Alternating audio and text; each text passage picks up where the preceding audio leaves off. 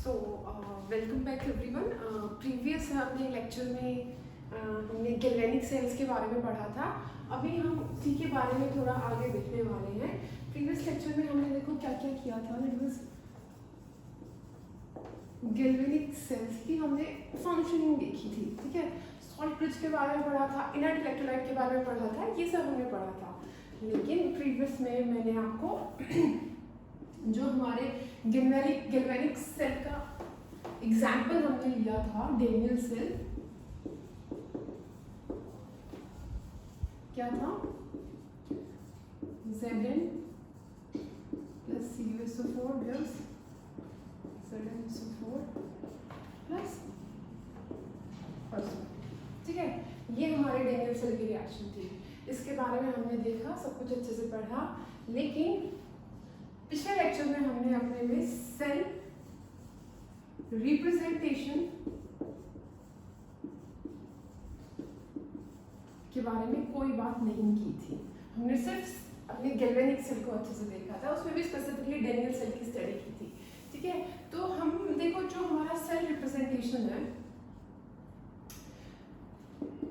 वो क्यों है। अभी हर बार हम सेल को प्रेजेंट करने के लिए वैसा ही तो नहीं बनाएंगे, एक कैथोड बनाएंगे, एक एनोड बनाएंगे और फिर अपनी फर्दर स्टडीज करेंगे, और ये तो बहुत कॉम्प्लेक्स हो जाएगा। तो सेल की रिप्रेजेंटेशन को सिंप्लीफाई करना भी बहुत ज़रूरी था। तो उसको कैसे सिंप्लीफाई किया गया, थोड़ा सा देखो। मैं ब्रीफ में एक बार आपका एक गैल्वेनिक सेल जो डेनियल सेल हमने कल पढ़ा था वो बना के बताती हूँ। कल हमने क्या किया था, ये जिंक रोड ली थी, ठीक है, जिंक सल्फेट के सॉल्यूशन में डिप की थी, ठीक है। दूसरी साइड हमने अपना कॉपर रोड को कॉपर सल्फेट के सॉल्यूशन में डिप किया था, ठीक है। इन दोनों को एक एक्सटर्नल सर्किट से कनेक्ट किया था, वोल्टमीटर लगाया था, ठीक है। हमारे इलेक्ट्रॉन्स इस डायरेक्शन में फ्लो कर रहे हैं।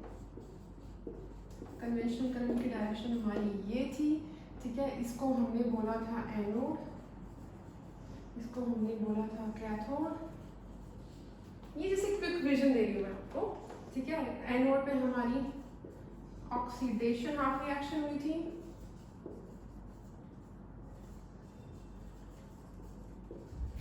इधर रिडक्शन हाफ रिएक्शन हुई थी, ठीक है। हमने अपने एनोड को रखा था लेफ्ट साइड, कैथोड को रखा था राइट साइड, ठीक है। शुरुआत से हमने ऐसा किया था, ठीक। एक अपना सॉल्ट ब्रिज इसको बोला था हमने, ठीक है। ये सॉल्ट ब्रिज लगाया था,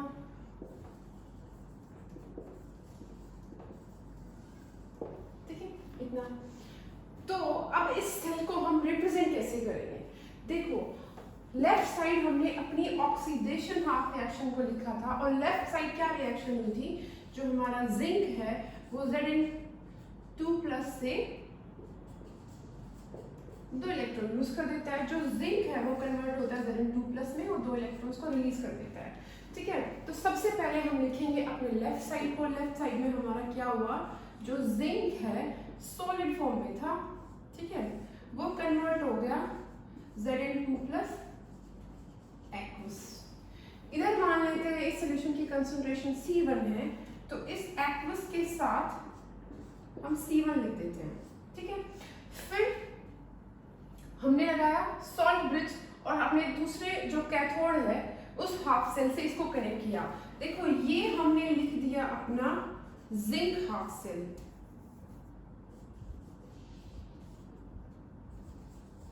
ठीक है।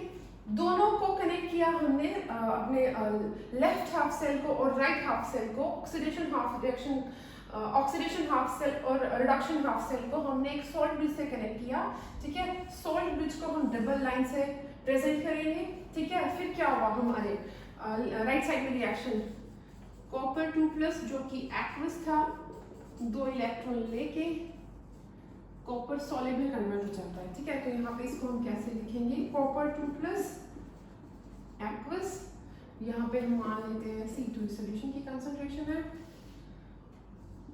C2 बड़ी लाइन सीधी लाइन है, ठीक है, और ये कॉपर सॉलिड। तो ये जो मैंने लिखा और ये जो सेल बना हुआ है, ये इसी सेल की एक प्रेजेंटेशन है सिंपलर वे में। ये हमारा हो गया जिंक हाफ सेल या एनोड हाफ सेल,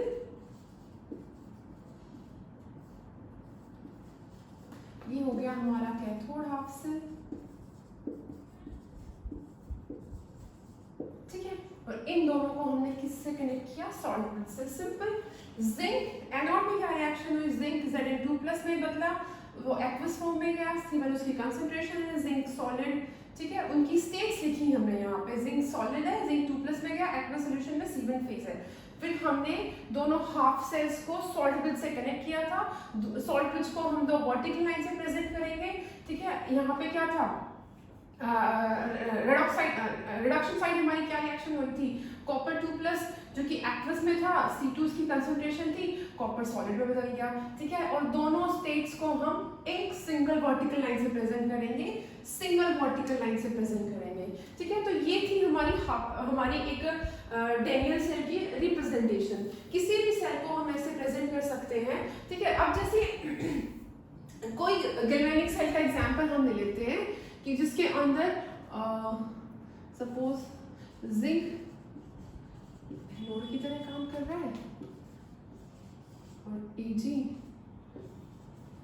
कैथोड की तरह काम कर रहा है, ठीक है। जिंक की रिएक्शन क्या होती है, Zn2+ + 2 इलेक्ट्रॉन, Ag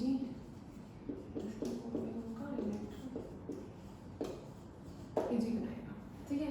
अब अगर हमको ये सब प्रेजेंट करना हो तो इसको हम कैसे करेंगे, देखो इसको मैं यहाँ लिख देती हूँ, इसको 1 लिख देते हैं, ये हमारा 1 था, इसको हम 2 लिख देते हैं, ठीक है।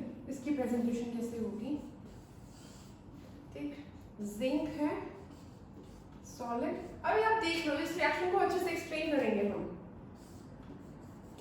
Zn2+ एक्वस, कोई C1 कंसंट्रेशन रही होगी, सॉल्ट ब्रिज से कनेक्ट होगा, ठीक है। इस साइड रिडक्शन हो रहा है, एक्वस C2 सॉलिड, इस तरीके से रिप्रेजेंट करेंगे। इस साइड लिखेंगे ऑक्सीडेशन हाफ सेल, इस साइड लिखेंगे रिडक्शन हाफ सेल, उसको सॉल्वेंट से कनेक्ट करेंगे, ठीक है गाइस। तो ये थी अपने किसी भी गैल्वेनिक सेल को अगर हमें प्रेजेंट करना, हमें पता है कैथोड एनोड पे क्या रिएक्शन हो रही है, तो हम उसको लिख सकते हैं, ठीक है। तो अब एक जनरलाइज इक्वेशन लिखते हैं, इधर आ जाते हैं, इसको मैं हटा दे रही हूँ।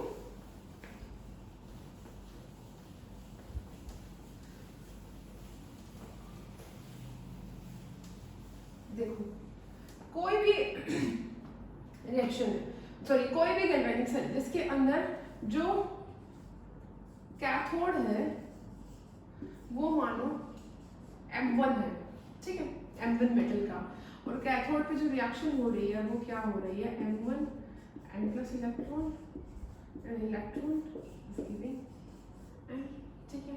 जो एनोड है उस पे क्या रिएक्शन हो, वो किसी M2 मेटल का है, उस पे क्या रिएक्शन हो रही है, M2 is giving M2 plus N electron, plus आ जाएगा, चार्ज है, ठीक है।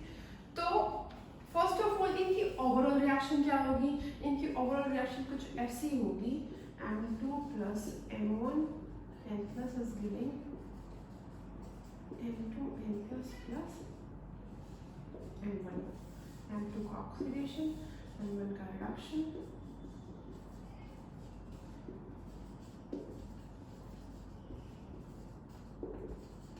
ठीक है, इतना क्लियर है। अब इस सेल को कैसे प्रेजेंट करेंगे, नीचे लिखते हैं। लेफ्ट साइड पे कौन सा लिखेंगे, ऑक्सीडेशन हाफ सेल। देखो इस चीज को याद रखना, LOAN, loan, this stands for left, O stand for oxidation ए है, ये आ गया एनोड के लिए, और आपका ये जो एन है ये आ गया नेगेटिव टर्मिनल। ठीक है, इसका मतलब क्या हुआ, जो लेफ्ट साइड होगा, ठीक है, उस पे ऑक्सीडेशन होगा, ठीक है, उसको एनोड बोलेंगे और उस पे नेगेटिव चार्ज होगा। ठीक है, तो हम अपने सेल को कैसे प्रेजेंट करेंगे, M2 का क्या हुआ, ऑक्सीडेशन, M2N+, ठीक है, ये क्या था, सॉलिड स्टेट में था, हमें स्टेट साथ में लिखनी है और स्टेट अलग अलग है, इसलिए हम वर्टिकल लाइन डाल रहे हैं। कुछ ऐसे एग्जांपल करेंगे जिसमें स्टेट एक जैसी है, वहां पे हम ये वर्टिकल लाइन में कोमा डाल देते हैं। ठीक है, देखेंगे आगे। ये एक्वस स्टेट में है, सपोज कंसंट्रेशन C1 है, सॉल्ट ब्रिज से कनेक्ट करेंगे, राइट साइड में रिडक्शन होने वाला है, रिडक्शन M1N+ का। ठीक है, एक्वस स्टेट है, C2 कंसंट्रेशन है, ठीक, और मेटल M1। ठीक है, ये लिखा है मैंने जनरल,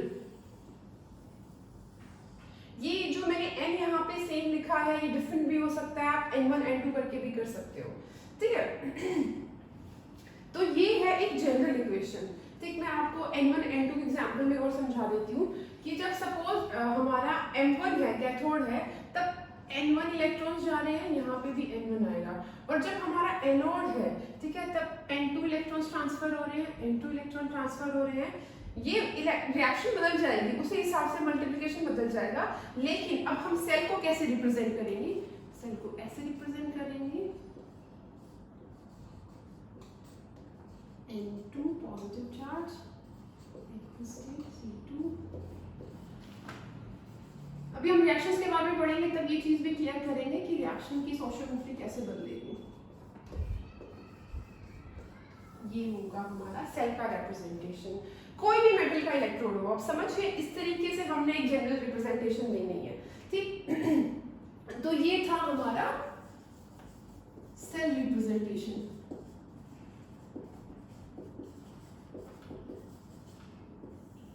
ठीक है, ये इतना हमारा सेल रिप्रेजेंटेशन था। इसके बारे में अब हम अपनी सेल रिएक्शन को देखेंगे कि एनोड पे हाफ रिएक्शन होती है, कैथोड पे हाफ रिएक्शन होती है, ओवरऑल रिएक्शन क्या होगी उस बारे में करेंगे। सो जब आपने अपने सेल रिप्रेजेंटेशन पढ़ लिया है, सेल रिप्रेजेंटेशन के बाद आपको इसका यूज़ कहाँ करना पड़ेगा। देखो, जब भी आपको प्रॉब्लम्स मिलेंगी ना, तो उसमें आपको सेल रिप्रेजेंटेशन दिखाई जाएगी कि एक सेल को उसकी रिप्रेजेंटेशन फॉर्म में लिखा हुआ है। अब आपको उस सेल की रिएक्शंस लिखनी होती है। देखो, हम एक दो प्रॉब्लम सॉल्व करते हैं, तो आपको समझ में आएगा कि हमने कैसे करना है। ठीक, सो अभी हम एक एग्जाम्पल करते हैं, फिर समझते हैं कि कैसे करना है हमें इसको। देखो, जिंक, ठीक है, Zn2+ में कन्वर्ट हुआ, ऑक्सीडेशन हाफ रिएक्शन ये हो गई, सॉल्ट ब्रिज से कनेक्ट किया, Sn4+ प्रोडक्शन हाफ रिएक्शन, ये आपको एक सेल दिया हुआ है, ठीक है, और इस सेल को आपने कन्वर्ट करना है, इसकी ओवरऑल रेडॉक्स रिएक्शन क्या होगी और इसकी हाफ सेल रिएक्शंस क्या होगी। ठीक है, तो सबसे पहले हम लिखते हैं ऑक्सीडेशन हाफ रिएक्शन।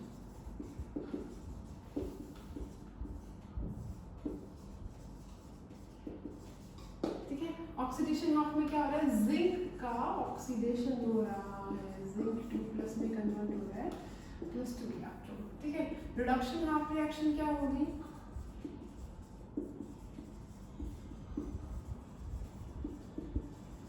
ठीक है, Sn4+ +2 इलेक्ट्रॉन जो यहाँ पे थे वही है Sn2+। ठीक है, तो अभी हमारी ओवरऑल रेडॉक्स रिएक्शन क्या हुई, ठीक है, zinc plus Sn4+, electron cancel, Sn2+। ठीक, ये हो गई हमारी ओवरऑल रिएक्शन। ठीक, उसके बाद हम एक को देखते हैं। ठीक है, एक सेल दिया हुआ है, कॉपर 2+, सॉरी कॉपर कन्वर्ट हो रहा है कॉपर 2+ में, ठीक है, सॉल्ट ब्रिज है, Ag प्लस से Ag। देखो यहाँ पे क्या था, दो इलेक्ट्रॉन का एक्सचेंज था, कैंसिल हो गया, सिंपल था। यहाँ पे हमें थोड़ा सा मैथमेटिकली करना पड़ेगा इसको, सिंपल है, very simple. Oxidation, half reaction क्या होगी, कॉपर 2 प्लस 2 इलेक्ट्रॉन में चला गया, ठीक है। रिडक्शन, हाफ रिएक्शन क्या होगी,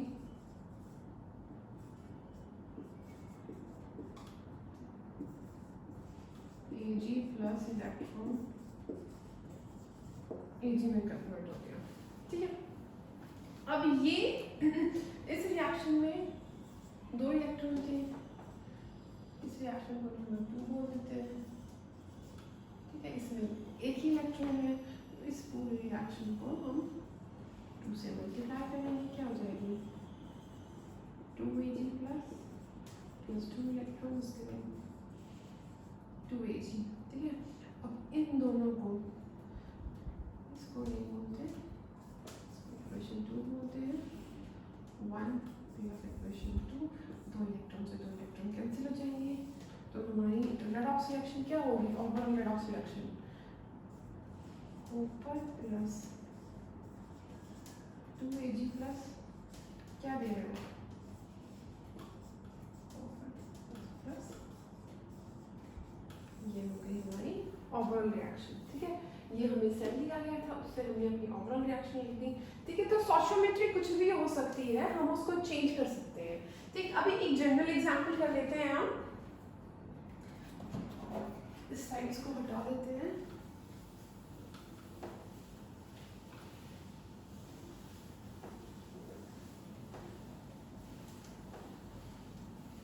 जनरल एग्जाम्पल करने के बाद आप लोगों के लिए बड़ा इजी हो जाएगा हमेशा उसको कन्वर्ट करना।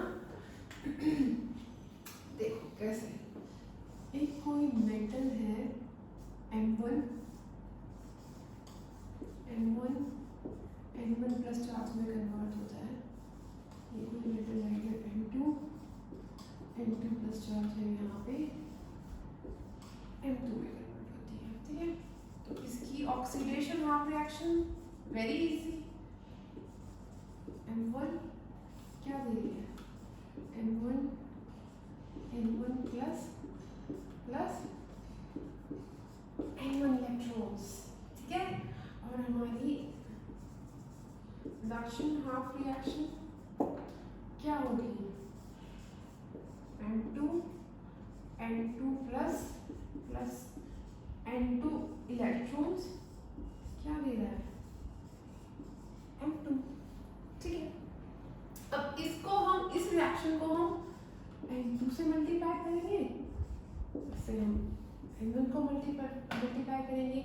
जब भी स्टोइचियोमेट्री अनइक्वल होगी, जैसे कि यहाँ पे अनइक्वल थी, तो यहाँ पे हमने क्या किया, इस वाली रिएक्शन को 1 से मल्टीप्लाई किया, वो फिर जरूरत ही नहीं पड़ी हमने, और इस वाली रिएक्शन को 2 से मल्टीप्लाई किया, क्रॉस मल्टीप्लाई किया उनकी स्टोइचियोमेट्री से, तो नंबर ऑफ इलेक्ट्रॉन से क्रॉस मल्टीप्लाई करेंगे, ठीक है। तो यहाँ पे क्या रिएक्शन निकल के आएगी, N2 M1 N2 M1 N1 plus N electrons, ये overall sorry N2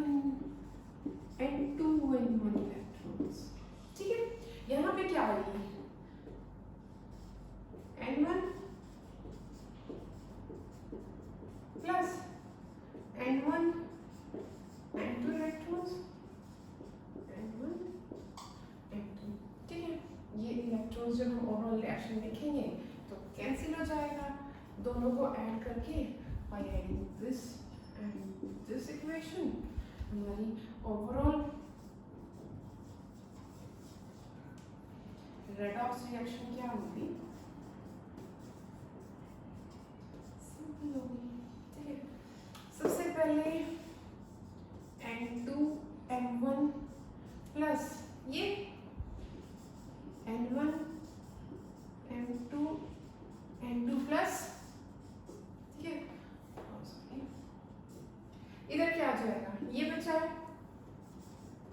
N2 M1 N1 plus N1 N2 N2। तो ये होगी हमारी ओवरऑल रिएक्शन। क्या करना है, हमने जो सोशियोमेट्री है उसी से मल्टीप्लाई करना है, ठीक है। एनोड की सोशियोमेट्री को कैथोड से मल्टीप्लाई करना है, कैथोड की सोशियोमेट्री को एनोड से मल्टीप्लाई करना है। क्या करना है, इससे सिंपल अगर मैं लैंग्वेज में इधर आपको बताती हूँ कि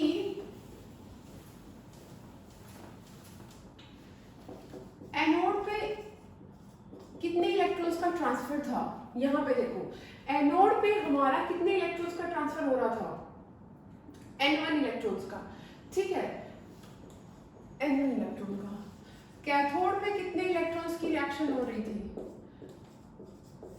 n2 की, ठीक है। तो जो एनोड पे मेटल है उसको हम हर जगह m1 थी ना, उसको n2 से मल्टीप्लाई करेंगे।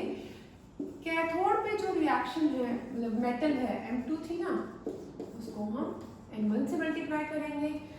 एनोड पे जो मेटल थी उसको हमने n2 से मल्टीप्लाई किया, n2 से मल्टीप्लाई किया दोनों साइड। कैथोड पे जो मेटल थी उसको n1 से मल्टीप्लाई किया, n1 से मल्टीप्लाई किया, ठीक है। और ओवरऑल रिएक्शन हमने लिख दी। तो हम जब भी कभी ओवरऑल रिएक्शन लिखेंगे तो क्या करेंगे, एक दूसरे की सोशियोमेट्री से क्रॉस मल्टीप्लाई कर देंगे, ठीक। इतना समझ में आया।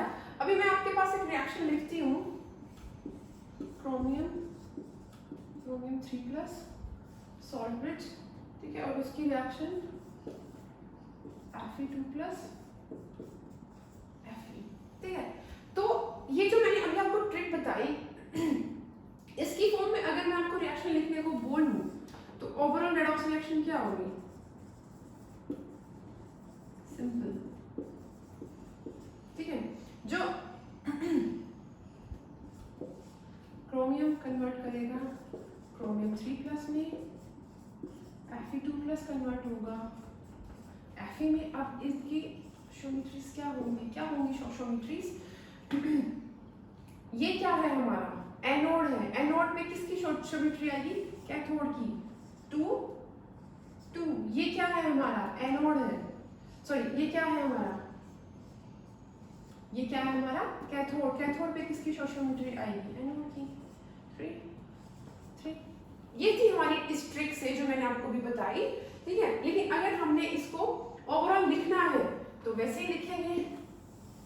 हमारी रेडॉक्स हाफ रिएक्शन क्या होगी,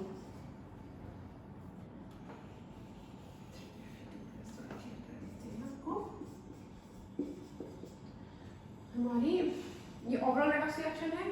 तो हमारी सबसे पहले हम लिखते हैं ऑक्सीडेशन हाफ रिएक्शन क्या होगी,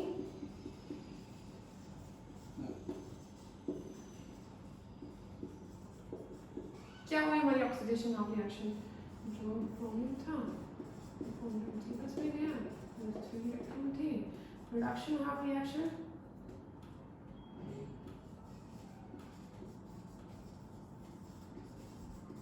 वो क्या हुई, आयरन था Fe2+, Fe में कन्वर्ट हुआ, ठीक है। इसको हम 2 से मल्टीप्लाई करेंगे, इसको हम 3 से मल्टीप्लाई करेंगे, ठीक है।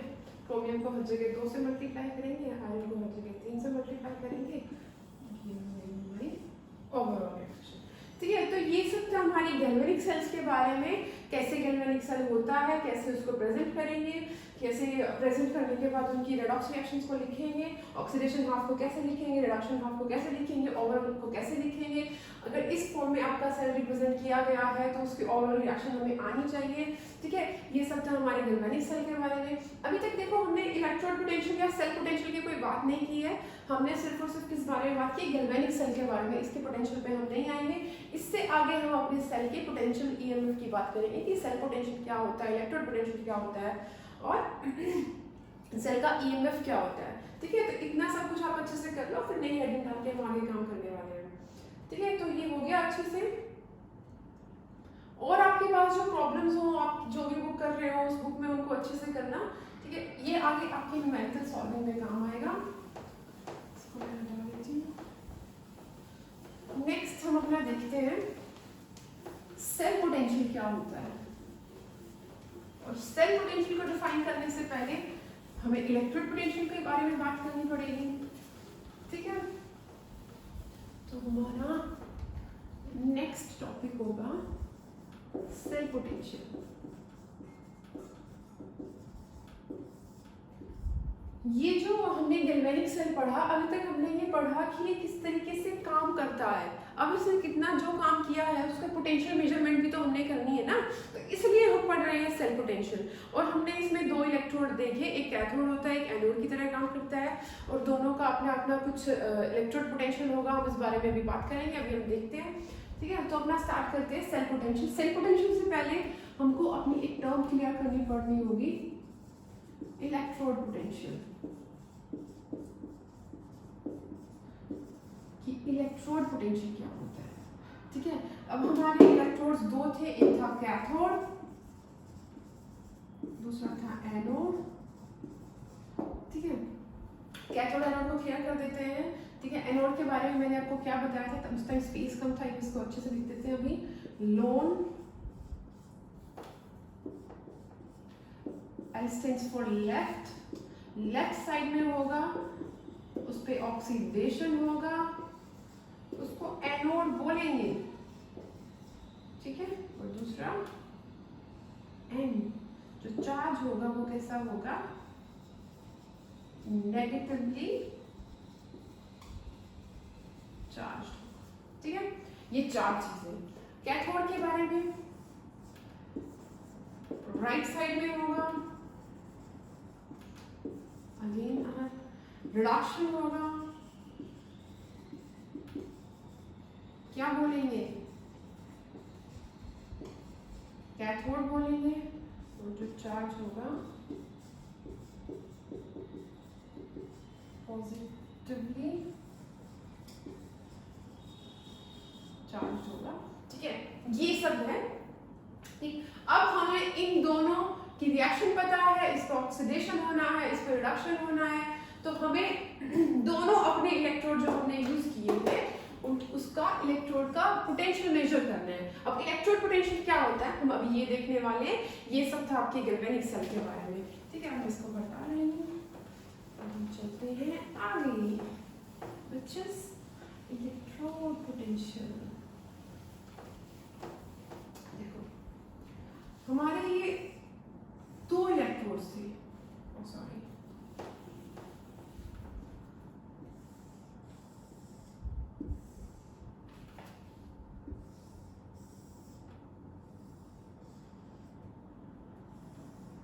क्या बताया था मैंने इलेक्ट्रोड के बारे में, जो बताया था, तो बेसिकली एक मेटल रोड होती है।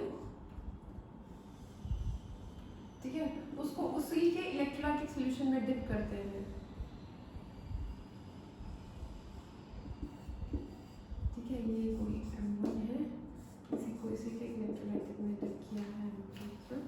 ये कोई मेटल M2 है, इसको M2 में डिप किया है। ठीक है, ये दो हमारे अलग अलग इलेक्ट्रोड हैं। तो ये वाला जो इलेक्ट्रोड है, सबसे पहले हम इसी की बात करते हैं। ठीक है, लेफ्ट में ही रखते हैं इसको, जो हमारे सेल की कन्वेंशन है ना, उसी के अकॉर्डिंग चलते हैं। ठीक, तो हमारे सेल के पास लेफ्ट में क्या था, एनोड था, ऑक्सीडेशन रिएक्शन होती थी। ठीक है, अब ये जो मेटल M1 है, ठीक, और ये जो मेटल M1 अपने सॉल्यूशन के अंदर जो प्रेजेंट है, M1 plus ions, N plus ions. ठीक है, ठीक, इसके जब कांटेक्ट में आती है, ये जो मेटल रोड है, ये अपने ही इलेक्ट्रोलाइटिक सॉल्यूशन के कांटेक्ट में जब आती है, अपने ही आयंस के कांटेक्ट में आती है। ठीक है, तो इस मेटल रोड का ऑक्सीडेशन होने लगता है। क्या होता है, ये metal road M1 N plus में कन्वर्ट हो जाती है, N इलेक्ट्रॉन छोड़ देती है। ठीक, इसमें किसी ने कुछ नहीं किया है। ठीक है, जब सिंपली ऐसे इलेक्ट्रोड बनाया गया तो ये अपने आप हुआ है। ठीक है, ये अपने आप हुआ है। ठीक, अब देखो पोटेंशियल यहाँ पे आया कैसे। पोटेंशियल का देखो, जब भी दो चार्ज प्लेट होती है, negative negative negative, positive positive positive, ये दो चार्ज प्लेट अगर है तो इनके बीच में कुछ इलेक्ट्रिक पोटेंशियल डिफरेंस क्रिएट हो जाता है दो चार्ज प्लेट के बीच में। तो अगर हम बोल रहे हैं कि हमारे इलेक्ट्रोड का कुछ पोटेंशियल है, ठीक है, तो इस इलेक्ट्रोड पे कुछ चार्ज सेपरेशन होना चाहिए, पॉजिटिव और नेगेटिव चार्ज का सेपरेशन होना चाहिए। अभी हम उसी को बता रहे हैं कि वो पॉजिटिव नेगेटिव चार्ज सेपरेशन कैसे हो रहा है, ठीक है। जब ये मेटल के जो पार्टिकल प्रेजेंट है ये अपने इसी मेटल के आयन के साथ जब इंटरेक्ट करते हैं तो इसमें क्या होता है, ऑक्सीडेशन हो जाता है, ठीक है। M1 मेटल अपने N+ चार्ज फॉर्म में चली जाती है, आयनिक फॉर्म में चली जाती है, N इलेक्ट्रॉन छोड़ देती है, ठीक है। ये खुद हो रहा है, ये इसका ऑक्सीडेशन हो रहा है, कोई इसमें कुछ नहीं कर रहा है। देखो ये जो M1+ है यहाँ पे शुरू में M1N+ सॉल्यूशन में था, फॉर श्योर था सॉल्यूशन के अंदर, लेकिन ऑक्सीडेशन जब इस मेटल रोड का हुआ तो इसका साइज कम होने लगता है, ठीक है। और जो हमारे M1N+ के जो आयंस हैं वो सॉल्यूशन में उतरने लगते हैं, ठीक है, जो पहले थे उससे और ज्यादा, ठीक। तो सॉल्यूशन के अंदर M1N+ की कंसंट्रेशन बढ़ने लगती है, M1N+ की कंसंट्रेशन बढ़ने लगती है, ठीक है। और दूसरा क्या होता है, जो ये इलेक्ट्रॉन्स है ये हमारे इलेक्ट्रोड पे चले जाते हैं। इलेक्ट्रोड हमारा नेगेटिवली चार्ज था, बताया था ना मैंने गैल्वेनिक सेल के अंदर कि जो एनोड होता है वो नेगेटिवली चार्ज हो जाता है, ठीक है। तो जो ये इलेक्ट्रोड है ये पूरा नेगेटिव हो गया और इस इलेक्ट्रोड के चारों तरफ जो हमारे आयंस थे मेटल के वो इकट्ठे हो जाते हैं, ठीक है। इस तरीके से इस तरीके की चार्ज प्लेट लगा लो, ये पॉजिटिवली चार्ज है और ये नेगेटिव चार्ज है। अब तो यहाँ पे कुछ पोटेंशियल डिफरेंस आएगा और इसी पोटेंशियल डिफरेंस को हम बोलेंगे इलेक्ट्रोड पोटेंशियल। और ये हमारा इलेक्ट्रोड कैसा था, ऑक्सीडेशन इलेक्ट्रोड था, एनोड था, ठीक है। तो हम इसको बोलेंगे ऑक्सीडेशन इलेक्ट्रोड पोटेंशियल,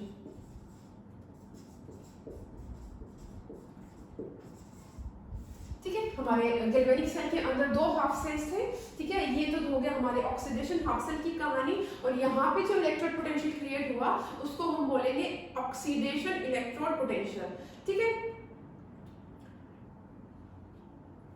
या ऑक्सीडेशन पोटेंशियल,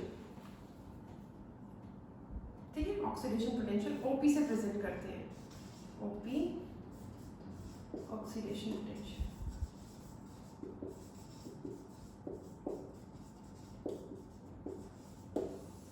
ठीक है। किसी मेटल का जितना ज्यादा ऑक्सीडेशन पोटेंशियल होगा मतलब वो पोटेंशियली ऑक्सीडाइज होना चाहती है, ठीक है। वो मेटल खुद चाहती है कि मैं ऑक्सीडाइज हूँ, इसीलिए उसका ऑक्सीडेशन हो रहा है। नॉर्मल इस फोर्सिंग कुछ किसी ने अप्लाई नहीं किया, ये सब हुआ, ठीक है। एनोड में यही हुआ था। अब हम अपनी बात करते हैं,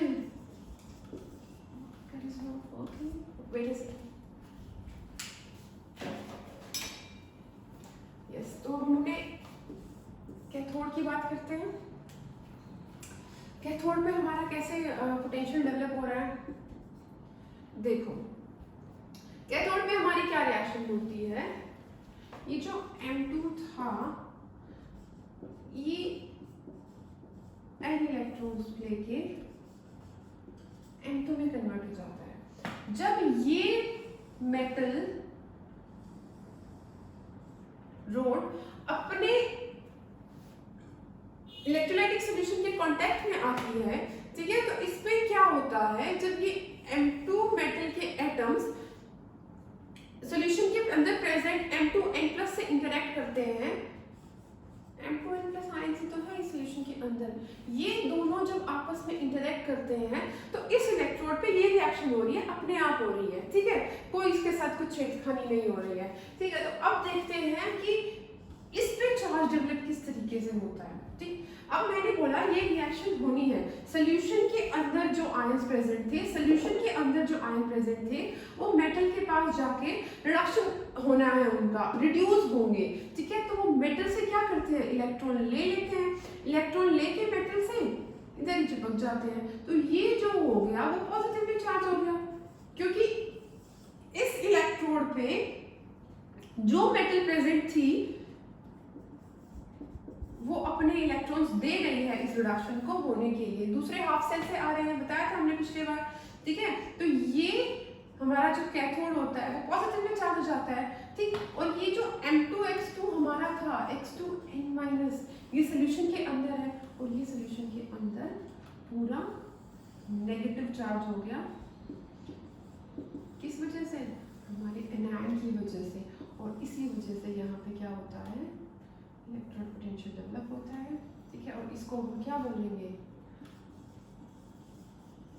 रिडक्शन पोटेंशियल, ठीक है। ये इस इलेक्ट्रोड का पोटेंशियल था, क्योंकि ये रिडक्शन इलेक्ट्रोड था तो हमने इसको रिडक्शन पोटेंशियल बोल दिया, ठीक है।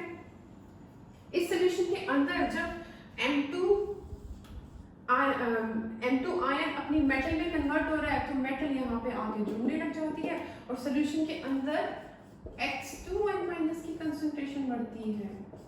यहाँ पे मेटल के टाइम की कंसंट्रेशन बढ़ी थी, यहाँ पे एनायन की कंसंट्रेशन बढ़ी है। यहाँ पे जो हमारा एनोड था वो नेगेटिवली चार्ज था, यहाँ पे हमारा कैथोड जो पॉजिटिवली चार्ज है उसके चारों तरफ नेगेटिव चार्ज क्लियर बनाता है। यहाँ का जो इलेक्ट्रॉन पोटेंशियल है उसको ऑक्सीडेशन पोटेंशियल बोल रहे हैं, इधर के अपने पोटेंशियल को रिडक्शन पोटेंशियल बोल रहे हैं, ठीक है। इतना क्लियर, ठीक। अब ये जो ऑक्सीडेशन और रिडक्शन पोटेंशियल है यही बनाता है हमारे सेल का पोटेंशियल, ठीक है। ये एक सेल के अंदर यही तो दो इलेक्ट्रोड थे और इन दोनों इलेक्ट्रोड का जो रिजल्टेंट आएगा वो क्या हमारा होगा, सेल पोटेंशियल। तो हम सेल पोटेंशियल को कैसे डिफाइन करेंगे, इन ए galvanic cell it is the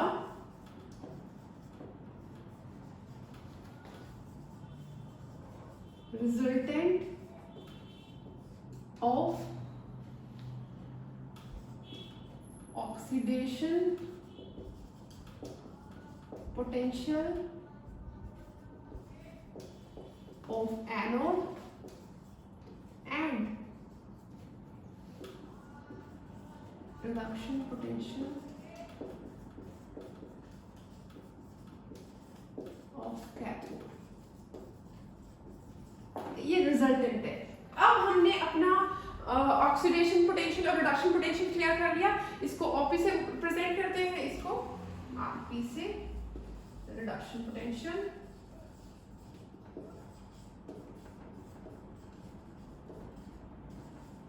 ठीक है। और हमारे जो सेल का पोटेंशियल होगा उसको हम इन दोनों के रिजल्टेंट बोलेंगे, इसका सम प्लस इसका सम, दोनों का जो रिजल्टेंट आएगा वो हमारा सेल पोटेंशियल है। तो अपने सेल पोटेंशियल पे जाने से पहले हम थोड़ा सा और डिस्कस कर लेते हैं कि हमारे ऑक्सीडेशन पोटेंशियल और रिडक्शन पोटेंशियल के बीच में क्या रिलेशन आएगा। देखो ये सब अच्छे से क्लियर हो गया, तो अब हम वापस अपनी ये इक्वेशन लिखते हैं, ठीक है। क्या होगा, हमारा ऑक्सीडेशन पोटेंशियल मतलब किसी मेटल का ऑक्सीडेशन हो रहा है, ठीक है। और उस टाइम पे जो उसका पोटेंशियल होता है वो ऑक्सीडेशन होता है, ठीक है। रिडक्शन पोटेंशियल तब होता है जब रिडक्शन हो रहा है किसी मेटल का, ठीक। तो ऑक्सीडेशन पोटेंशियल में और रिडक्शन पोटेंशियल में क्या कोई रिलेशन होता है नहीं होता है, अब हम उस बारे में बात करते हैं, ठीक। अगर कोई मेटल, जैसे पहले हमने एक एग्जांपल पढ़ा था, हम फिलहाल इसको हटा देते हैं, ये सब आप अच्छे से देख चुके हो, अभी हम एग्जांपल्स देखते हैं कि ऑक्सीडेशन पोटेंशियल और रिडक्शन पोटेंशियल में क्या रिलेशन होगा। मैं आपको एक बार पहले ही बता देती हूँ कि जो हमारा ऑक्सीडेशन पोटेंशियल को सपोज हम यहाँ पे ई से प्रेजेंट कर रहे हैं, जो ई रिडक्शन पोटेंशियल होता है वो इक्वल होता है ऑक्सीडेशन पोटेंशियल के नेगेटिव वैल्यू के। कैसे होता है, कोई मेटल है हमारे पास, उसका रिडक्शन हो रहा है,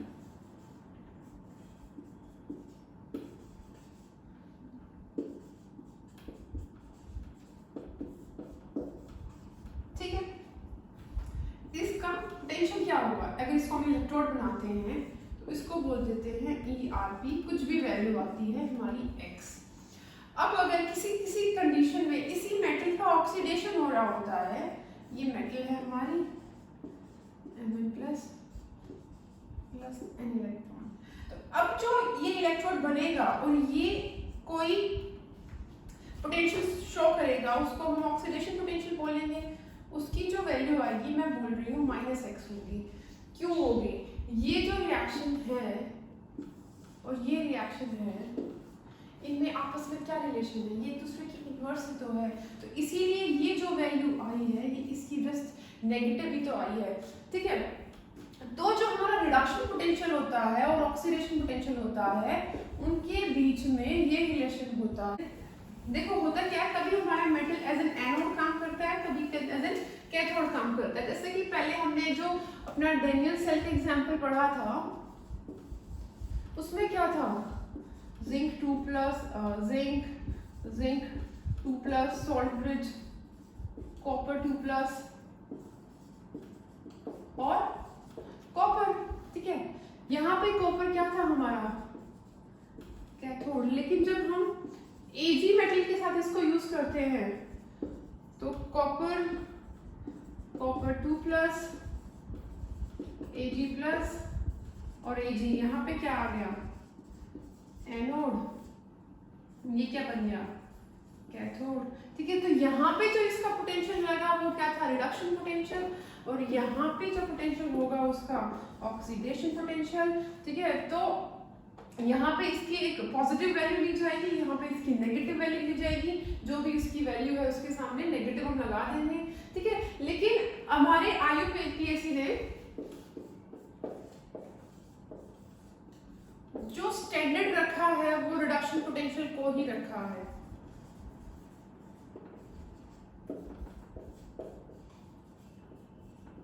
ठीक है। जहां पे भी हमारा ऑक्सीडेशन पोटेंशियल अगर लिखा होगा, जैसे सपोज कहीं पे हमारी ऑक्सीडेशन पोटेंशियल की वैल्यू कुछ x दी हुई है, -x, ठीक है, ये -x वैल्यू है। तो अब हमने अगर इसी का रिडक्शन पोटेंशियल लिखना है तो वो पॉजिटिव में x हो जाएगी, ठीक। इतना क्लियर? ठीक। तो इसको हमने यूज करना है। अभी हम आते हैं अपने सेल पोटेंशियल पे। देखो सेल पोटेंशियल के लिए मैंने क्या बोला कि जो हमारे सेल का पोटेंशियल है वो एनोड के पोटेंशियल का और कैथोड के पोटेंशियल का रिजल्टेंट आएगा, ठीक है। जो दो हमारी रिएक्शन हुई है दोनों, उनमें जो भी पोटेंशियल आया है हम उसको जोड़ देंगे तो वही तो हमारा सेल पोटेंशियल होगा। अभी हम आ गए सेल पोटेंशियल पे। सेल पोटेंशियल क्या होगा? मैंने क्या बोला? E ऑफ सेल, ठीक, वो डेफिनेशन मैंने लिखी है, इसे हम सेल पोटेंशियल को प्रेजेंट करते हैं, ठीक। तो E ऑफ सेल क्या होगा? E of cathode plus E of anode, ठीक है। कैथोड पे क्या हो रहा है? रिडक्शन, तो यहाँ पे लिख देंगे ERP प्लस ऑक्सीडेशन पोटेंशियल, यही होगा हमारा E सेल। इन दोनों का रिजल्टेंट मैंने बोला था। लेकिन हमारे IUPAC ने क्या बोला है कि हमने ऑक्सीडेशन पोटेंशियल को नहीं यूज करना है ऑफिशियली, हमने ऑक्सीडेशन पोटेंशियल को -ERP में यूज करना है। सपोज ये मेटल 1 का ये E1 लिख देते हैं, ये E2 लिख देते हैं, ठीक है। या फिर ये इनको लेफ्ट राइट लेके चलते हैं, इसको राइट साइड वाला इलेक्ट्रोड लेके चलते हैं, इसको लेफ्ट साइड वाला इलेक्ट्रोड लेके चलते हैं, ठीक है। तो जो EL ऑक्सीडेशन पोटेंशियल था हमारा, वो EL के रिडक्शन पोटेंशियल के नेगेटिव के इक्वल होगा, ठीक है। अब इस इक्वेशन को सिंपली यहाँ पे ट्रांसफर कर देते हैं, तो जो हमारा E ऑफ सेल होगा वो क्या होगा? E reduction potential of cathode, जो राइट हैंड साइड में हमारा है, ठीक है, माइनस ये माइनस साइन E जो हमारा लेफ्ट हैंड साइड में वो है उसी को लिख देंगे, चलो ब्रैकेट में लिख देते हैं इनको ना, ठीक है। Reduction potential at left hand side, ठीक है। तो ये क्या हो गया हमारा? ये सेल का पोटेंशियल। इतना क्लियर? तो हमारा सेल पोटेंशियल क्या हुआ? ये इन दोनों का रिजल्टेंट, ठीक है। लेफ्ट साइड हुआ तो क्या था ऑक्सीडेशन, लेकिन हमने रिडक्शन की फॉर्म में लिखा है इसीलिए माइनस साइन लगाया है। जो हमारा सेल पोटेंशियल होता है, जो हमारा ई ऑफ सेल होता है, ठीक है, उसको हम ई राइट माइनस ई लेफ्ट लिख देते हैं। और ये ऑब्वियस है कि ये रिडक्शन पोटेंशियल की फॉर्म में लिखी हुई है दोनों वैल्यूज, ठीक है। ये दोनों वैल्यूज किसकी फॉर्म में है, रिडक्शन पोटेंशियल की में। इस फॉर्मूला को हम काफी यूज करने वाले हैं, काफी यूज होता है, ठीक है। अब देखो, अगर हम ये सारी कंडीशंस हमने अपने सॉल्यूशन की कंसंट्रेशन नहीं मेंशन की थी। जब हमने अपना एक इलेक्ट्रोड बनाया था, मैंने क्या बोला था कि ये कंसंट्रेशन के बारे में मैंने कुछ बोला ही नहीं था, सिंपली एक रोड ली थी और उसी के इलेक्ट्रोलाइट में डिप कर दी थी। हमने कंसंट्रेशन के बारे में कुछ नहीं बोला था, तो इसलिए हमने जो ई ऑफ सेल है वो ई में प्रेजेंट किया है। लेकिन अगर हम कुछ कंडीशंस को स्टैंडर्डाइज कर दें, स्टैंडर्ड कंडीशंस लें, ठीक है, अगर स्टैंडर्ड कंडीशंस होती हैं तो जो हमारा पोटेंशियल होता है, चाहे वो सेल पोटेंशियल हो चाहे हमारे हाफ सेल पोटेंशियल्स हो, उनको हम स्टैंडर्ड पोटेंशियल बोलते हैं, ठीक है। स्टैंडर्ड पोटेंशियल मतलब स्टैंडर्ड इलेक्ट्रोड पोटेंशियल, ठीक है। तो और इसको प्रेजेंट, ये हम सिंपली ई में प्रेजेंट करते आए थे, इसको ई नोट में प्रेजेंट करेंगे। अब ये स्टैंडर्ड कंडीशंस हम क्या लेंगे, इस पे थोड़ा बात कर देते हैं। इसको हटा देते हैं।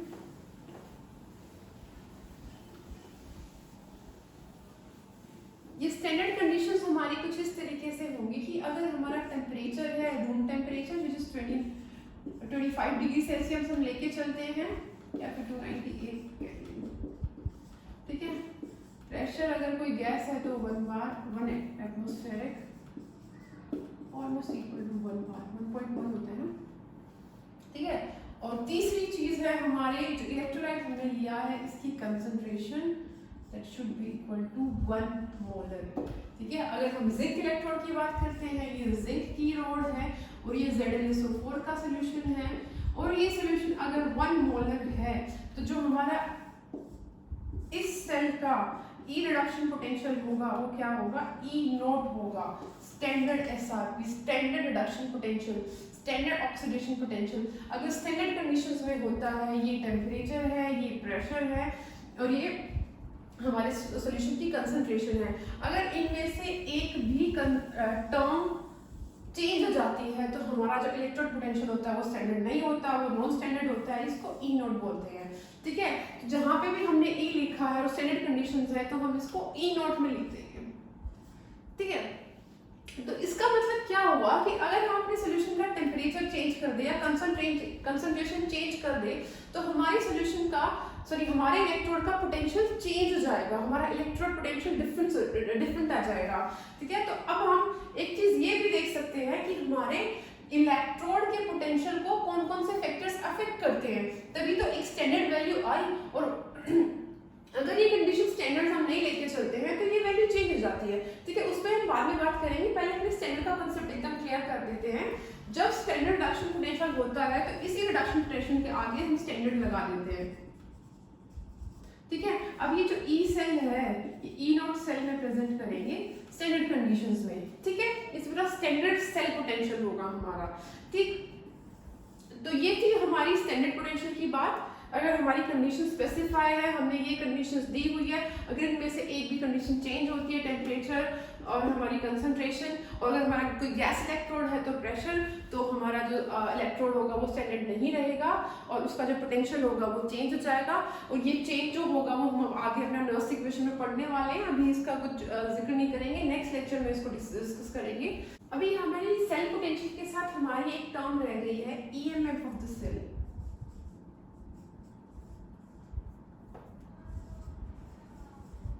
ये क्या होता है EMF इज इलेक्ट्रोमोटिव फोर्स। इसको हम कैसे डिफाइन करेंगे, EMF की फुल फॉर्म क्या होगी, electromotive force of cell. EMF में और साइड पोटेंशियल क्या डिफरेंस रहेगा, EMF ऑफ a cell is that potential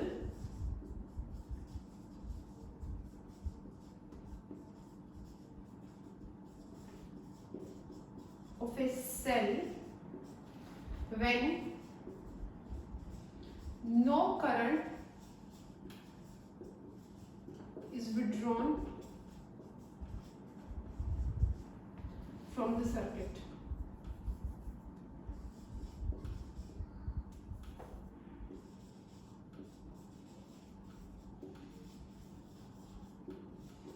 ठीक है, इतना क्लियर। EMF की डेफिनेशन हमारी ये होगी, EMF का इससे ज़्यादा इसमें है नहीं।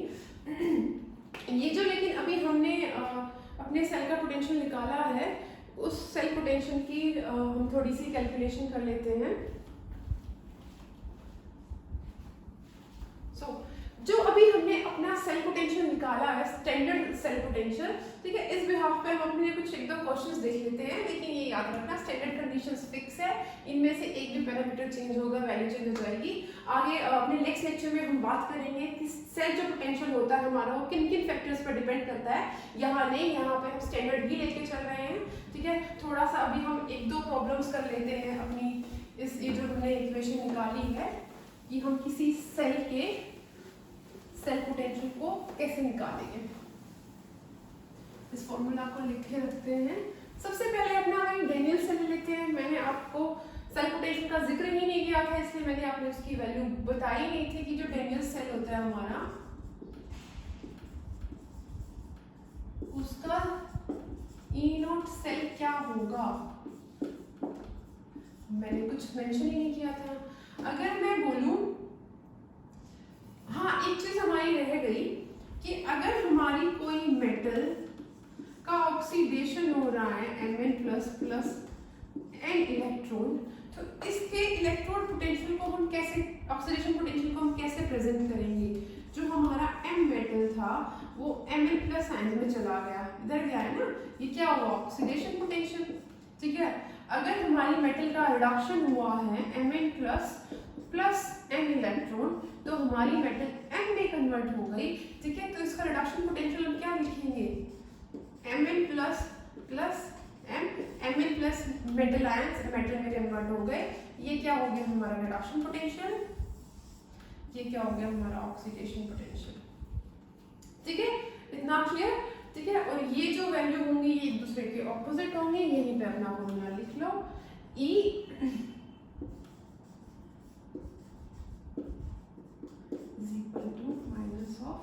E0 लगा लो। नहीं भी लगाओगे तो सही है, स्टैंडर्ड कंडीशंस में भी और नॉन स्टैंडर्ड कंडीशंस में भी। ये हमारा क्या है, रिडक्शन पोटेंशियल। मेटल का क्या हो रहा है, रिडक्शन, हमारे कैटायन का। यहाँ पे मेटल का क्या हो रहा है, ऑक्सीडेशन। ये हमारा ऑक्सीडेशन पोटेंशियल, ये हमारा रिडक्शन पोटेंशियल। अगर इसी पे हम नोट लगा देते हैं तो ये हो जाएगा हमारा स्टैंडर्ड ऑक्सीडेशन पोटेंशियल, ये हो जाएगा हमारा स्टैंडर्ड रिडक्शन पोटेंशियल। ये आपकी चॉइस है, दोनों केसेस में यही इक्वेशन रहेगी, ठीक है। अब हम बात करते हैं अपने डेनियल सेल की। डेनियल सेल की क्या रिप्रेजेंटेशन थी, zinc 2+ salt bridge, copper 2+ copper, ठीक है। अगर आपको देखो थोड़ा सा आपके साथ इस तरीके से ट्रिक की जा सकती है ना, कि इसको ऑक्सीडेशन पोटेंशियल की फॉर्म में लिख दिया और वैल्यू दे दी, या रिडक्शन पोटेंशियल की फॉर्म में लिख दिया, और आपको जरूरत है दूसरे की, तो ये आपको चेंज कर लेना है अपने हिसाब से, ठीक है। अगर आपको बोल दिया जाए कि इस सेल का सेल पोटेंशियल निकालो, स्टैंडर्ड सेल पोटेंशियल निकालो, ठीक है, E ऑफ सेल, तो क्या होगा, E0 of right side minus E0 of left side. और ये क्या है, रिडक्शन पोटेंशियल की फॉर्म में है, ठीक। अभी यहाँ पे ये जो हमारा हाफ सेल है, इसका इलेक्ट्रॉन पोटेंशियल कुछ इस तरीके से दिया हुआ है, E0 Zn to Zn2+, और वैल्यू जो आएगी हमारी वो दी हुई है 0.76 वाट, ठीक है। देखो Zn किस में कन्वर्ट हो रहा है, Zn2+ में, तो ये क्या हुआ, ऑक्सीडेशन पोटेंशियल हुआ, ठीक है। और दूसरा हमारा दिया हुआ है ई नॉट Cu2+ से Cu में कितना 0.34 वोल्ट, ठीक है। तो अगर हम डायरेक्टली ऐड करें तो हम डायरेक्टली भी ऐड कर सकते हैं, क्योंकि हमारा सेल पोटेंशियल क्या है, दोनों का रिजल्टेंट ई ऑफ सेल क्या हो जाएगा, ई राइट प्लस ई लेफ्ट। ये है रिडक्शन पोटेंशियल, ये है ऑक्सीडेशन पोटेंशियल, ठीक है। इनको हम एज इट इज ऐड कर सकते हैं, वैसे भी बताऊंगी मैं आपको। 0.34 प्लस 0.76 क्या आएगा 1.1 वोल्ट, ठीक है। तो जो हमारा डेनियल सेल होता है उसका cell potential E naught cell 1.1 volt होता है। ये हमने अभी कैलकुलेट किया, पहले तो हमने इस बारे में कुछ बात ही नहीं करी थी, ठीक है। लेकिन अगर हमें इस फॉर्मूले की फॉर्म से करना है तो हमारा ये जो वैल्यू है इसको हम पहले रिडक्शन पोटेंशियल की फॉर्म में कन्वर्ट करेंगे। Zn से Zn2+, ये क्या था ऑक्सीडेशन पोटेंशियल। अगर हम इसको रिडक्शन पोटेंशियल की फॉर्म में लिखेंगे तो इसको जिंक, ठीक है। और जो भी हमारी न्यूमेरिकल वैल्यू थी उसके सामने एक नेगेटिव साइन लग जाएगा, ठीक है। इन वैल्यूज को ई सेल की इस इक्वेशन में हम इधर इस इक्वेशन में हम पुट करेंगे, तो वही जो हमारा आंसर आएगा वो यही आने वाला है, क्योंकि यहाँ पे माइनस साइन है, माइनस माइनस प्लस हो जाएगा। करके दिखा देती हूँ मैं आपको। नोट सेल क्या होगा 0.34 माइनस माइनस दिस वैल्यू, ये माइनस ब्रैकेट के अंदर, ये ब्रैकेट के अंदर वाला माइनस, ठीक है। इसके को हम माइनस माइनस प्लस करेंगे 1.1 वोल्ट, ठीक है। हो गया इतना, ये था हमारा डेनियल सेल के बारे में।